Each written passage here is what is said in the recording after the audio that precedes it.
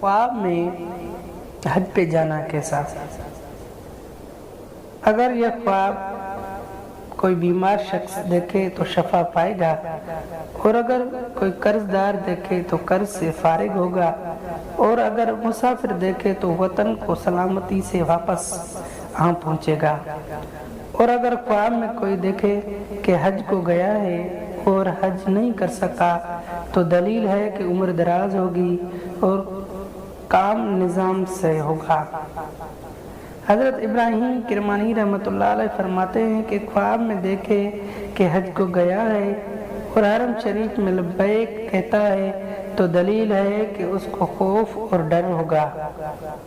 और अगर देखे कि हज उस पर वाजिब हुआ है और जाने का इरादा नहीं किया है तो दलील है कि वो शख्स खियानत करेगा।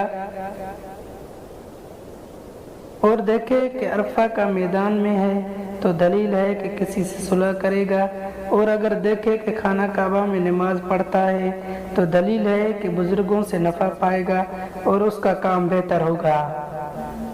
हज़रत जाफर सादिक रहमतुल्लाह अलैह फरमाते हैं कि ख्वाब में हज करना 7 वजह पर है।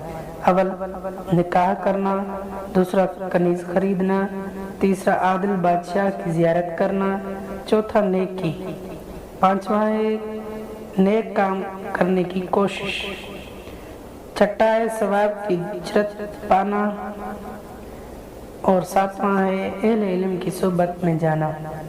हजर अस्वद। हज़रत इब्न सीरीन रहमतुल्लाह अलैह फरमाते हैं कि अगर ख्वाब में देखे कि हजर अस्वद पर हाथ मलता है तो दलील है कि एजाज से उसको नफ़ा पहुँचेगा। और अगर देखे कि हजर अस्वद को उखेड़ रहा है तो दलील है कि बदमज़हब और बद-एतकाद और नापाक होगा।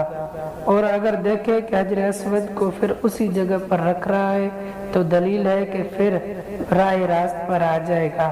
और अगर देखे कि आबे ज़मज़म पिया है तो दलील है कि उसकी खोई हुई चीज़ फिर उसे मिल जाएगी। हज़रत इब्राहीम किरमानी रहमतुल्लाह अलैह फरमाते हैं कि हजर अस्वद को बोसा देता है और उस पर मुंह को मलता है तो दलील है कि उसके दिन खैर व सलाह ज़्यादा होगी और अहले इल्म से मिलेगा।